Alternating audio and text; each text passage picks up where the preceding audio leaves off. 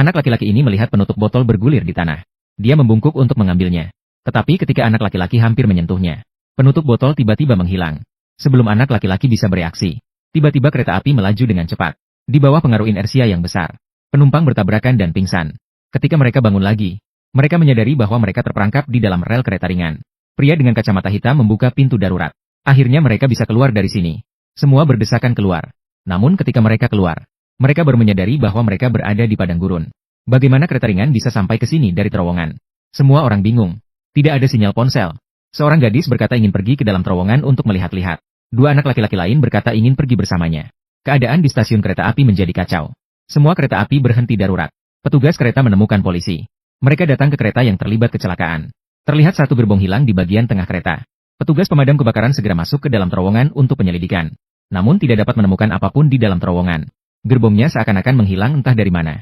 Saat itu, 3 orang muda juga datang dari arah mereka. Memasuki bagian dalam terowongan. Tidak lama setelah berjalan, mereka menemukan cahaya. Namun pemandangan di ujung terowongan tetap membuat mereka terkejut. Di sini, selain batu-batu besar, tidak bisa melihat apapun yang berhubungan dengan kota. Si gadis Tianye berkata, lebih baik pergi ke gunung jauh di sana. Mungkin dapat melihat sesuatu di sana. 3 orang itu dengan susah payah mendaki ke tempat tinggi. Namun yang mereka lihat di depan mata tetap membuat mereka tidak dapat percaya. Sekarang kita berada di mana sebenarnya? Setelah 3 orang itu kembali, memberitahu penumpang lain di kereta.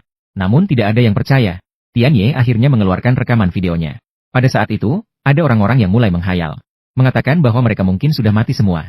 Sekarang menunggu kehidupan baru di dunia lain. Pemuda bernama Shirahama meminta bantuan satu-satunya pramugara di dalam mobil.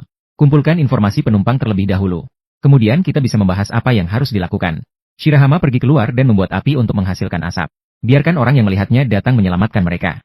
Di tengah padang gurun yang terpencil ini, mungkin tidak memiliki pengaruh apapun. Pria dengan kacamata hitam.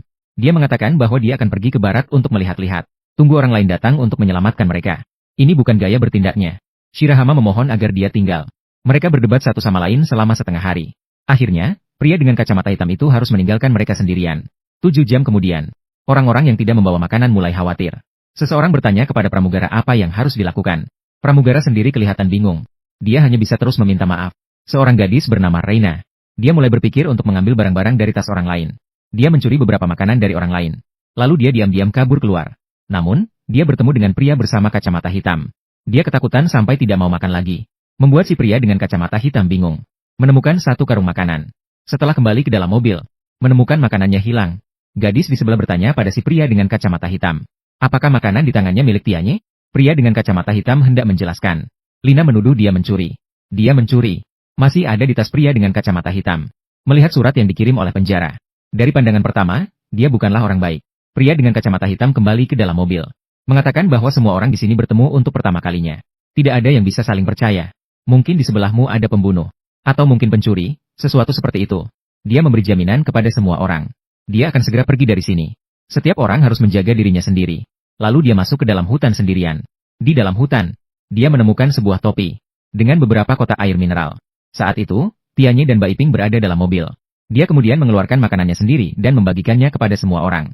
Saat semua orang sedang senang membagi makanan, salah satu penumpang dalam video yang baru saja diambil. Dia menemukan tindakan Lingna mencuri makanan. Kemudian dia memberitahu Tiano dan Bai Bin. Setelah semua orang tahu bahwa Lingna mencuri makanan, semua orang menyalahkan sikap tak tahu malunya.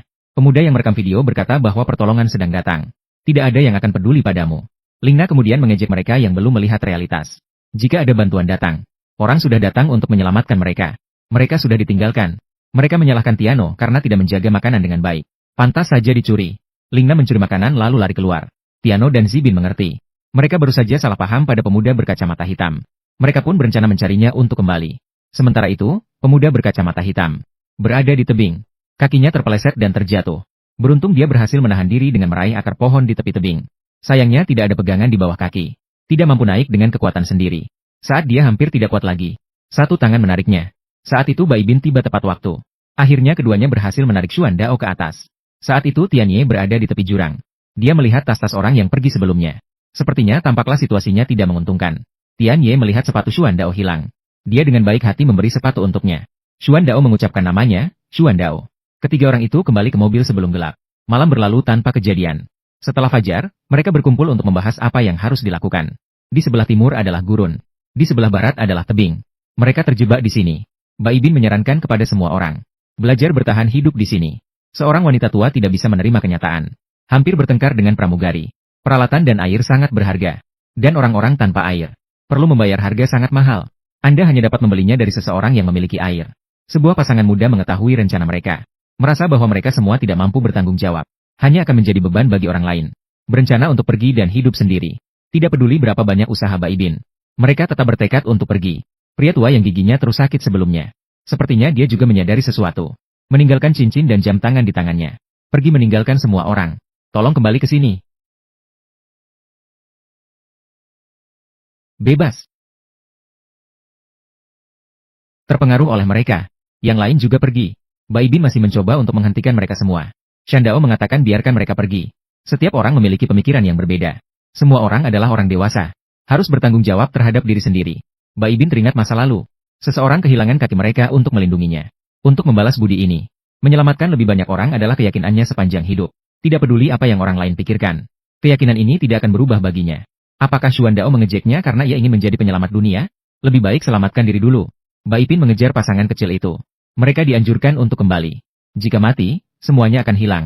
Hanya dengan hidup, ada harapan. Pasangan kecil itu melihat tebing di depan mereka. Akhirnya mereka memutuskan untuk kembali bersama Baibin. Pria tua yang giginya sakit saat itu juga tiba di tepi tebing. Dia melihat bangunan manusia di kejauhan. Maka dia bergegas kembali ke dalam kereta. Dia mengambil koran yang pernah dibacanya. Menara Tokyo baru yang selesai dibangun pada tahun 2026. Sama persis dengan bangunan yang baru saja dilihatnya. Pasangan kecil itu mengeluarkan kaleng minuman yang baru saja mereka temukan saat pulang. Tanggal produksi di atasnya adalah 2026. Tanggal produksi di atasnya adalah 2026. Para ahli botani juga mengatakan bahwa tanaman yang mereka baru saja kumpulkan. Jika ingin berhasil, dibutuhkan setidaknya 30 tahun. Apakah mereka telah melintasi waktu ke masa depan 30 tahun? Pada saat itu, di tahun 2023, di Tokyo. Juga karena insiden hilangnya kereta. Tiba-tiba petugas kereta membawa seorang orang asing. Dia bilang itu dia temukan di dalam hutan. Dia bilang dia adalah penjual kereta dorong di atas kereta. Tidak tahu mengapa tiba-tiba muncul di hutan. Si ibu parubaya bertanya di mana kereta dorongnya. Apakah makanan dan air disediakan? Penjual kereta dorong bilang air dan minuman di kereta. Semua sudah dicuri oleh seseorang. Semua mulai saling curiga. Karena sebagian besar dari mereka. Semua orang pernah keluar sana. Harusnya salah satu dari mereka yang menyembunyikan. Ingin menelan air dan minuman ini sendirian. Saat semua sedang bertengkar tanpa henti. Hayashima berkata dia tahu di mana airnya. Shirahama bertanya mengapa tidak bilang lebih awal.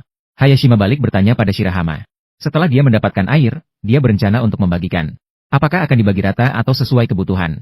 Shirahama bilang tentu saja rata-rata. Xuandao menertawakan Tianzhen-nya. Bilang kalau ada yang mencuri air bagaimana? Tepat saat keduanya masih berdebat. Orang tua tersebut mulai lemas. Xuandao harus melepas prasangka terlebih dahulu. Mengajak beberapa orang untuk membawa air terlebih dahulu. Setelah Xuandao pergi, Tianye menyarankan agar semua orang mengeluarkan makanan. Kemudian dibagikan secara merata. Baibin juga mengatakan bahwa mereka harus membuat rencana untuk bertahan dalam jangka panjang. Setelah melakukan perjalanan panjang, Xuandao tiba di tempat ditemukannya air sebelumnya. Namun saat itu air sudah hilang. Beberapa orang pulang dengan tangan hampa. Xuandao dengan sedih bertanya siapa yang melakukannya. Dan semua makanan yang dikumpulkan pada saat itu. Mereka bahkan sulit bertahan 1 hari. Semua orang mulai merasa nyaman. Merasa yakin bahwa bantuan pasti akan datang. Beberapa orang mulai mengalami dehidrasi. Untuk mengatasi masalah air, Baibin meminjam beberapa kantong kulit ular. Ikat tas ke kereta. Mengandalkan mereka untuk mengumpulkan air hujan atau embun. Namun Xuandao berkata bahwa dia akan menjaga di luar. Orang yang mencuri air pasti akan melakukannya saat semua orang tertidur. Pergi diam-diam ke tempat penyimpanan air. Di dalam gerbong saat ini, pasangan kecil berencana keluar untuk mengurus sesuatu. Melihat orang-orang termasuk Pulau Xuan di luar. Mereka terpaksa harus berbalik dan kembali. Ling Nai juga melihat ke arah tertentu. Tidak tahu apa lagi yang mereka pikirkan. 1 malam lagi berlalu. Shirahama bertanya bagaimana keadaan Xuandao. Xuandao mengatakan bahwa tidak ada yang keluar semalam. Mereka tidak bisa berdiam di sini dan menunggu. Air embun yang dikumpulkan dalam kantong ular tidak cukup untuk semua orang. Ahli botani mengatakan bahwa tanaman tumbuh subur di sini. Harus ada sumber air. Beberapa orang pergi ke hutan mencari sumber air. Xuandao menemukan katak di dalam hutan. Mereka juga menemukan padang rumput yang basah. Ini menunjukkan bahwa mereka tidak jauh dari sumber air. Mereka melanjutkan perjalanan mereka.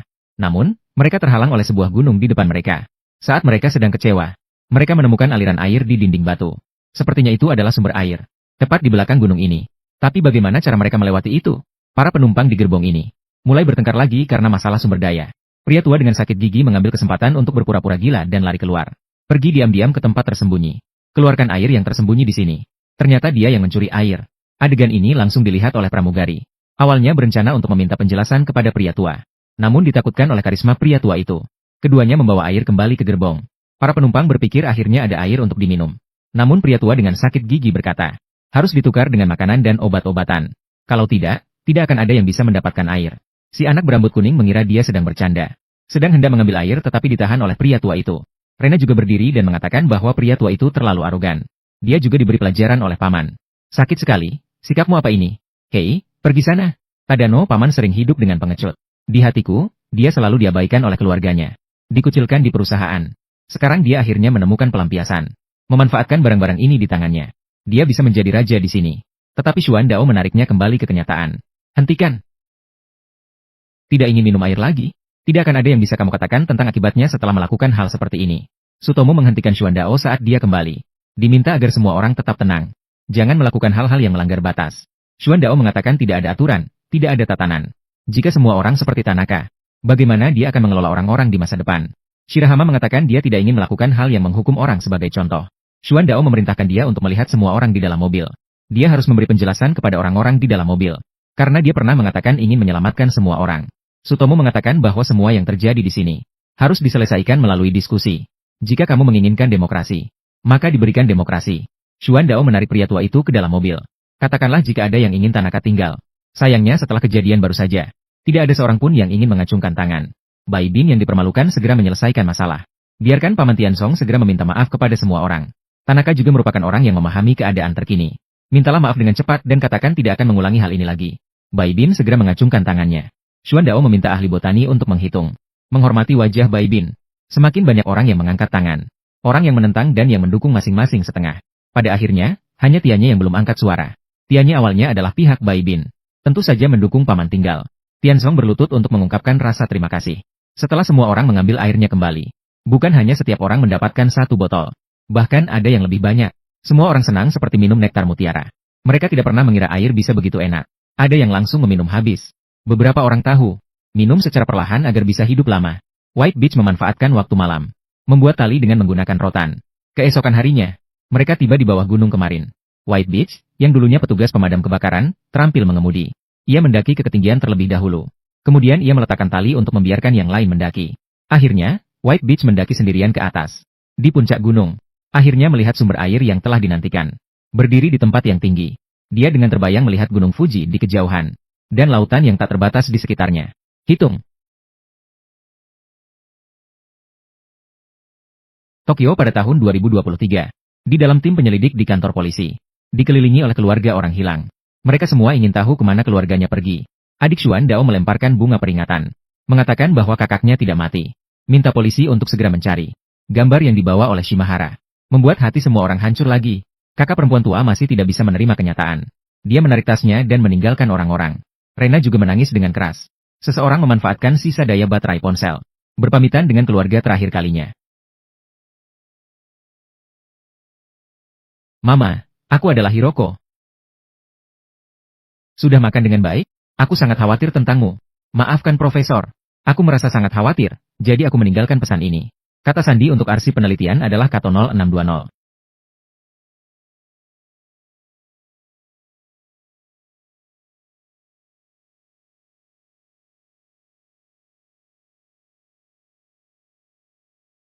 Ibu tua juga melihat video putri di dalam ponsel.